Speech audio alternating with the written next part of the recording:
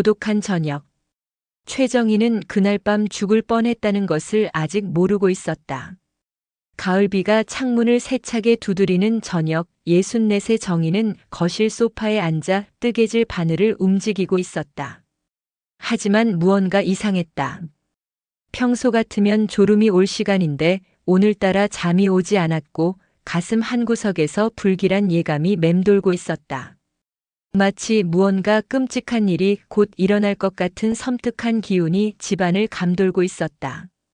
사실 정희가 모르는 사이에 그녀의 죽음은 이미 계획되어 있었다. 바로 그녀가 가장 사랑하고 신뢰하는 사람들에 의해서 말이다. 하지만 그 순간 오직 한 존재만이 다가올 위험을 감지하고 있었다. 바로 별이었다. 8살 된 이 작은 개는 평소와 달리 주인 곁을 한 발자국도 떠나지 않으려 했고 귀를 쫑긋 세운 채 현관 쪽을 주시하고 있었다. 마치 곧 나타날 위험한 침입자들을 기다리는 것처럼. 왜 그러니? 별아? 오늘따라 왜 이렇게 예민해? 남편 승남이 세상을 떠난 지 벌써 3년이 흘렀다. 심장마비로 갑작스럽게 떠나간 그 이후로 이 집은 마치 색깔을 잃은 흑백 사진처럼 변해버렸다.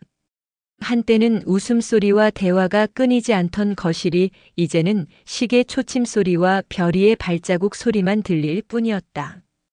외아들 준호는 40살이 넘어 늦은 결혼을 했고 며느리 수진과 함께 서울에서 작은 사업을 하고 있다고 했다. 예전에는 한 달에 2~3번은 찾아와 안부를 묻고 함께 식사를 하곤 했는데 언제부턴가 그 횟수가 줄어들기 시작했다. 그리고 찾아올 때마다 어딘지 모르게 어색한 기운이 감돌았다. 어머니, 몸은 괜찮으세요? 약은 챙겨 드시고 계시죠? 수진의 목소리는 분명 정중했다. 하지만 그 속에 진정한 걱정이 담겨 있는지 정희는 확신할 수 없었다. 며느리의 눈빛은 차갑고 계산적으로 느껴질 때가 많았다. 준호 역시 마찬가지였다. 예전에 다정하고 효성 깊던 아들의 모습은 어디로 갔을까? 요즘의 준호는 어머니와 눈을 마주치려 하지 않았고 대화도 형식적인 인사말에 그쳤다. 정희는 혼자 있을 때마다 이런 생각에 잠겼다. 내가 예민해진 것일까? 아니면 정말로 무언가 변한 것일까?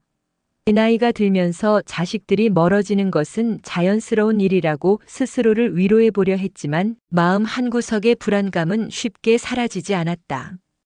별이는 그런 정희의 마음을 알아채는 듯 언제나 그녀 곁을 지켰다. 정희가 슬퍼할 때면 조용히 다가와 무릎에 턱을 올리고 무서워할 때면 몸을 바짝 붙여 따뜻함을 전해주었다. 남편이 떠난 후 별이는 정희에게 유일한 위로이자 대화 상대였다. 별아, 너는 엄마를 떠나지 않을 거지? 정희의 속삭임에 별이는 꼬리를 살랑살랑 흔들며 대답하는 듯 했다. 하지만 그 순간 현관문을 여는 소리가 들렸다. 준호와 수진이 다시 찾아온 것이었다. 별이의 몸이 순간 경직되었고 귀를 쫑긋 세우며 경계하는 자세를 취했다. 어머님, 안녕하세요. 수진의 목소리가 현관에서 들려왔다. 정희는 서둘러 뜨개질을 정리하고 일어났다. 하지만 별이는 여전히 거실 한 구석에서 몸을 웅크린 채 두 사람을 바라보고 있었다.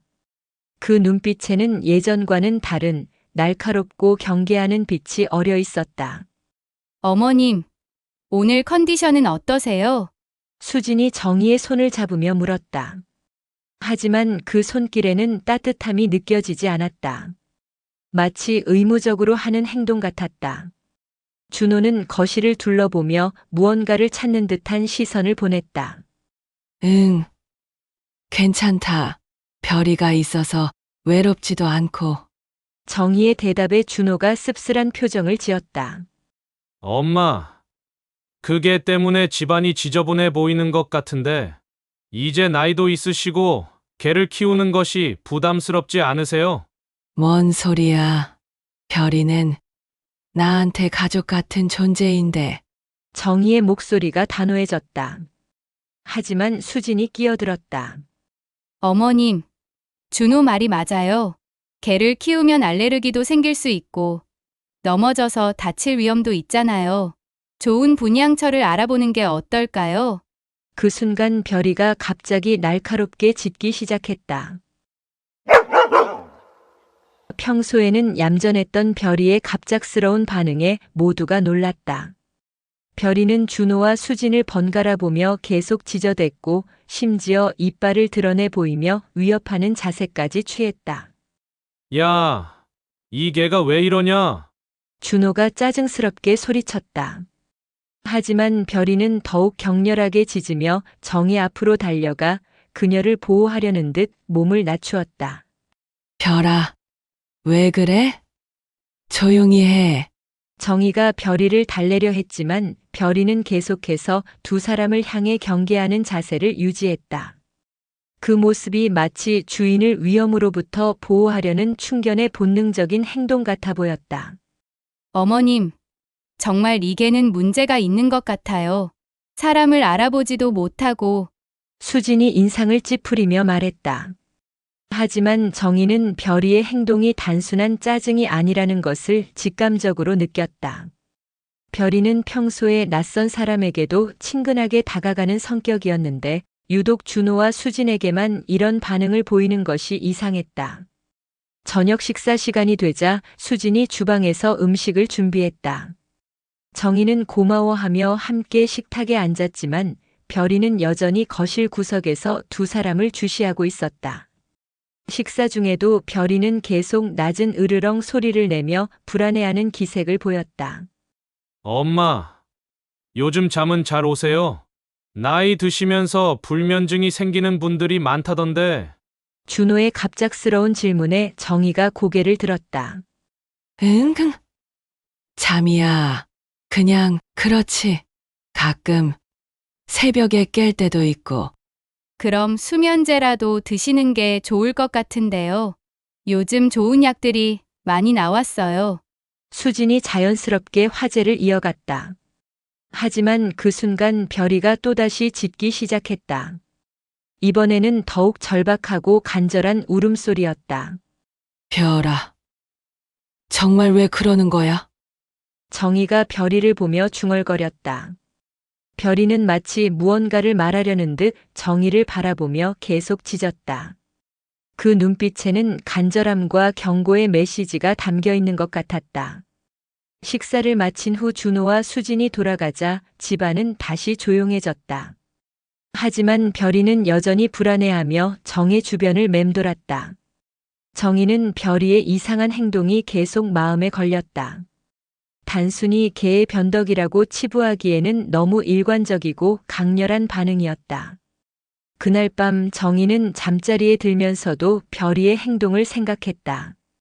별이는 평소와 달리 침실 문 앞에 누워 마치 파수견처럼 경계하는 자세를 취하고 있었다. 그 모습을 보며 정희는 알 수 없는 불안감이 더욱 커지는 것을 느꼈다. 그날 밤 정희는 깊은 잠에 빠졌다. 오랜만에 푹 잠든 것 같았는데 문득 이상한 꿈이 시작되었다. 꿈속에서 정희는 여전히 자신의 집 거실에 있었지만 모든 것이 평소보다 더 선명하고 밝게 보였다. 그리고 놀랍게도 별이가 자신 앞에 앉아 있었는데 그 입에서 사람의 목소리가 나오고 있었다. 주인님, 별이의 목소리는 어린아이 같으면서도 진지했다. 정희는 꿈속에서도 깜짝 놀라 별이를 바라보았다. 별아, 내가 말을 하는 거니? 주인님, 제게 주어진 시간이 얼마 없어요. 정말 중요한 이야기를 해드려야 해요. 별이의 눈빛은 평소보다 더욱 간절하고 진지했다. 꿈속에서도 정희는 이 상황이 비현실적이라는 것을 알고 있었지만 별이의 말을 들어야 한다는 강한 느낌이 들었다. 무슨 이야기인데?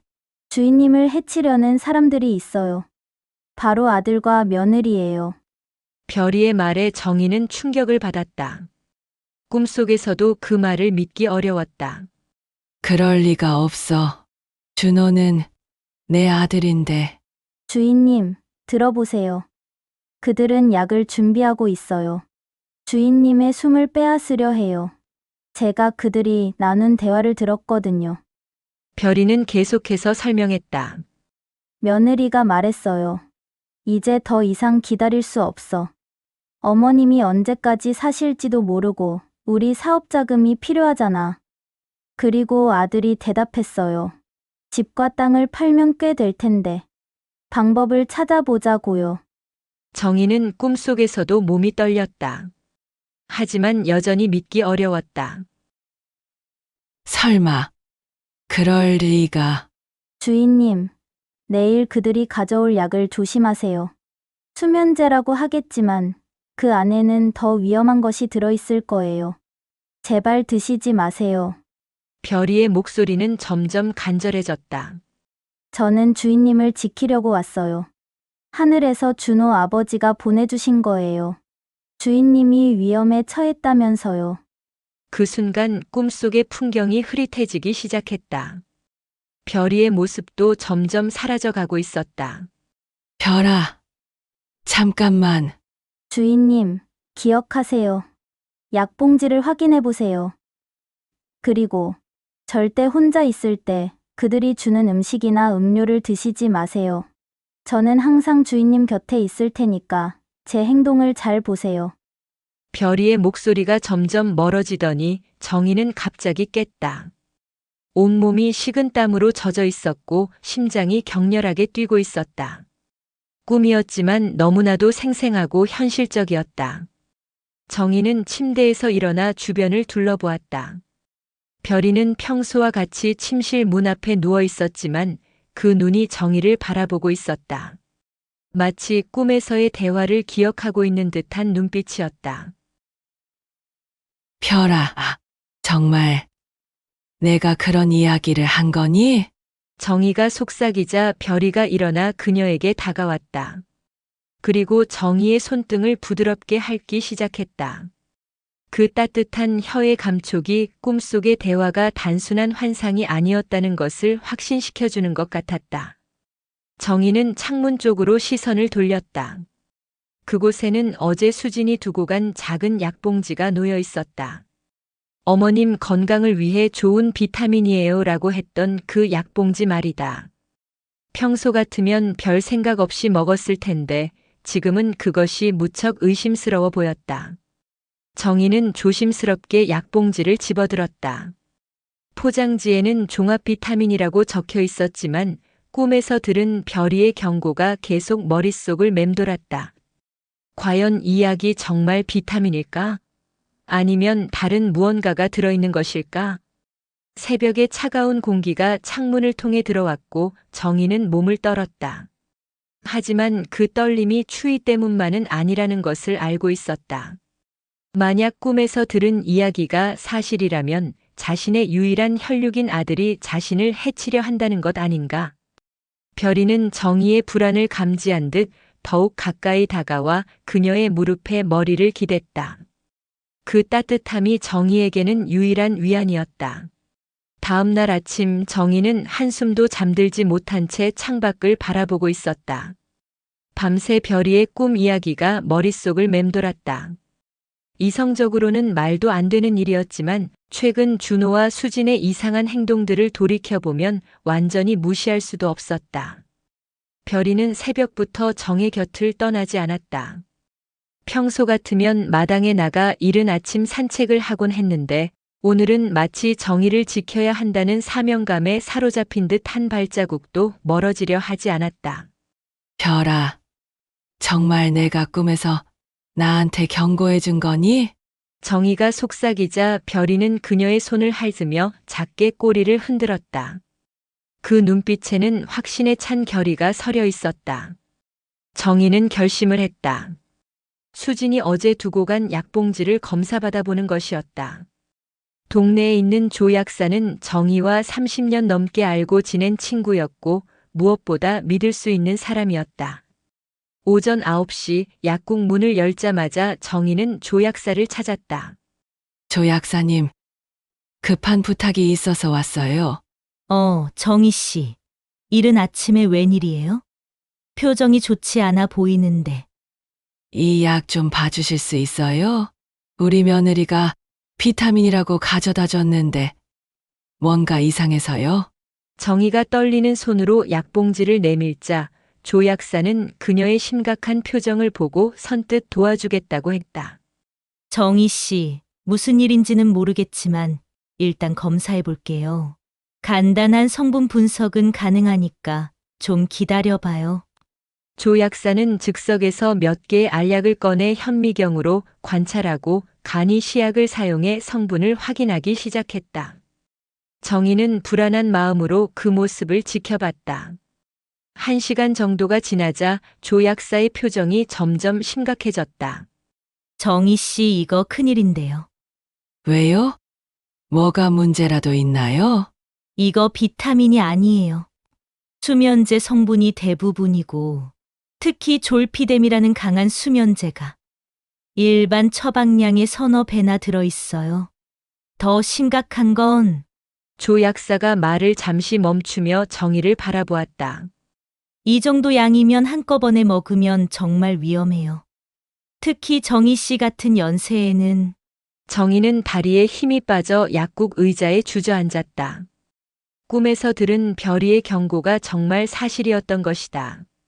약사님, 구체적으로 이런 양의 수면제를 먹으면 어떻게 되는 건가요? 솔직히 말씀드리면 의식을 잃고 깨어나지 못할 가능성이 높아요. 심장이 약하신 분이라면 더욱 위험하고요. 이건 치료용이 아니라 마치 조 약사는 차마 말을 잇지 못했다. 하지만 정희는 그 의미를 충분히 알아차렸다. 정희 씨, 혹시 며느리가 이런 걸 일부러? 네. 아마도요. 정희의 담담한 대답에 조 약사는 깜짝 놀랐다. 그럼 지금 당장 경찰서에 신고해야 해요. 이건 명백한 살인미수 시도잖아요. 하지만 정희는 고개를 저었다. 아직은 안 돼요. 확실한 증거가 더 필요해요. 그리고 그들이 또 무슨 일을 저지를지 지켜봐야겠어요. 조 약사는 걱정스러운 표정으로 정희를 바라봤다. 정희 씨, 너무 위험해요. 혹시라도 또 이런 약을 주면 걱정 마세요. 이제 알았으니까 조심할 거예요. 그리고 별이가 있어서 다행이에요. 정희는 조 약사에게 고마움을 표하고 집으로 돌아왔다. 마음은 무거웠지만 적어도 진실을 확인했다는 안도감도 있었다. 집에 도착하자 별이가 마치 기다리고 있었다는 듯 현관으로 달려왔다. 정희는 별이를 꼭 안으며 속삭였다. 별아, 내가 정말 나를 구해준 거구나. 내가 아니었으면 나는 정희는 더 이상 말을 잇지 못했다. 자신이 낳고 기른 아들이 어머니를 죽이려 했다는 사실이 너무나 충격적이었다. 도대체 무엇이 그들을 그렇게 만든 것일까? 오후 들어 정희는 예전 일들을 떠올려 보기 시작했다. 남편이 돌아가신 후 준호가 사업 자금이 필요하다며 몇 번 돈을 요구한 적이 있었다. 그때마다 정희는 아끼지 않고 도와줬는데 최근에는 그런 요구가 더 자주 그리고 더 큰 금액으로 이어졌다. 혹시 사업이 잘못된 건 아닐까? 빚이 많이 생긴 건 아닐까? 정희는 생각할수록 무서워졌다. 만약 준호가 큰 빚을 졌다면 그리고 그 빚을 갚기 위해 자신의 재산이 필요하다면 그들에게 정희의 죽음은 문제 해결의 열쇠가 될 수도 있었다. 그날 오후 3시쯤 예상했던 대로 준호가 혼자 찾아왔다. 평소와 달리 얼굴이 창백했고 손도 미세하게 떨리고 있었다. 엄마, 컨디션은 어떠세요?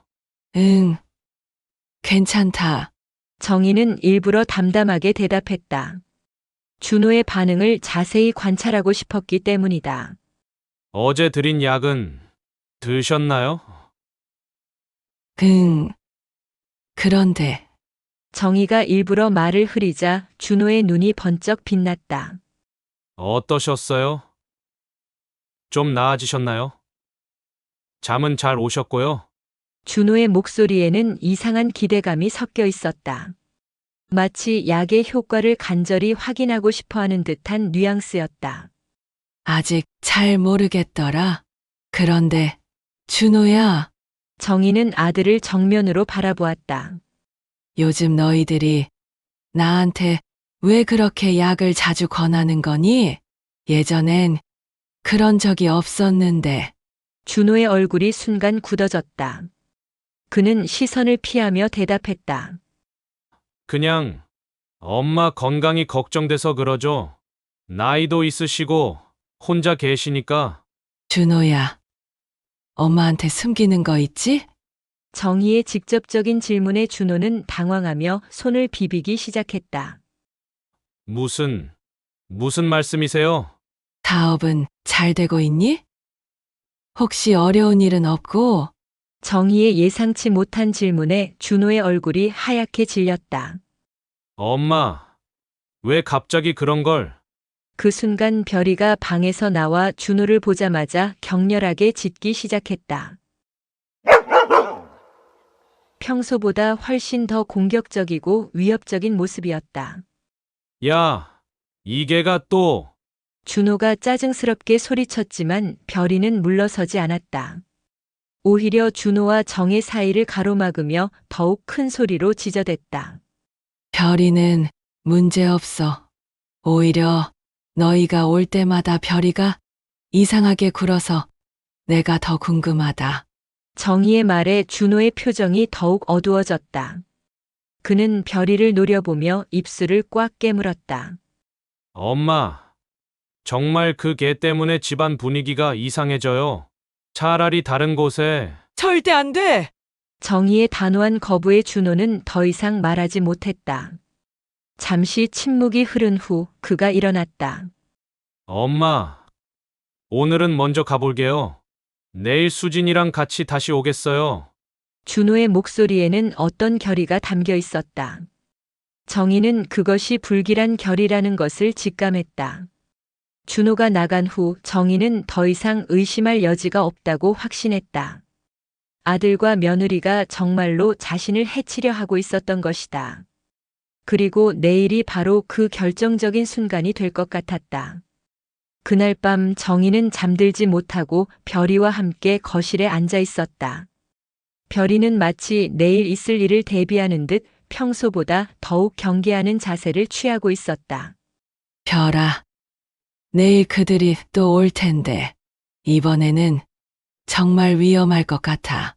정희의 불안한 목소리에 별이가 그녀의 손을 핥으며 꼬리를 흔들었다. 마치 걱정하지 마세요.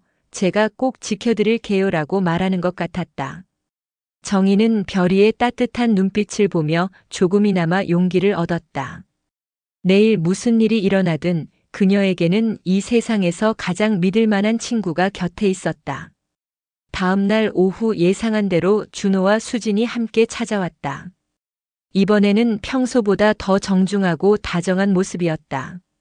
하지만 정희는 이제 그들의 가면 뒤에 숨은 진짜 의도를 알고 있었다. 어머님, 오늘은 좀 어떠세요? 어제 준호가 말하길 많이 피곤해 보이셨다고 하던데요. 수진이 정희의 손을 잡으며 말했다. 그 손길이 예전보다 더욱 차갑게 느껴졌다. 어머니, 저희가 맛있는 차를 하나 가져왔어요. 몸에도 좋고 마음도 편안해지는 허브차예요. 준호가 가방에서 차를 꺼내며 말했다. 정희는 그들의 행동을 유심히 관찰했다. 별이는 이미 거실 한 구석에서 두 사람을 향해 낮은 으르렁 소리를 내고 있었다. 그래? 고맙다. 그런데 오늘은 차보다 그냥 이야기나 하면 안 될까? 정희가 조심스럽게 말했지만 수지는 포기하지 않았다. 어머님, 이 차는 정말 특별해요. 스트레스에 좋고 잠도 잘 오게 해줘요. 어머님 나이에는 이런 게 꼭 필요하거든요. 수지는 벌써 컵에 차를 따르고 있었다. 그 차에서는 달콤한 허브 향이 났지만 정희는 본능적으로 불안감을 느꼈다. 수진아, 나는 어머니, 제발 한 잔만 드셔보세요. 저희가 어머니를 위해서 특별히 준비한 거예요. 준호도 가세했다. 두 사람의 눈빛에는 간절함과 함께 이상한 초조함이 섞여 있었다. 그 순간 별이가 갑자기 일어나더니 정희와 차 사이로 뛰어들었다. 그리고 컵을 향해 격렬하게 짚기 시작했다. 평소보다 훨씬 더 절박하고 위급한 울음소리였다. 야, 이 개가 또. 준호가 짜증을 내며 별이를 밀쳐내려 했지만 별이는 물러서지 않았다. 오히려 더욱 격렬하게 짖으며 정희 앞을 막아섰다. 별아, 왜 그러니? 정희가 별이를 보았을 때 별이의 눈빛에서 꿈에서 봤던 그 간절한 메시지를 다시 읽을 수 있었다. 마시지 마세요. 위험해요.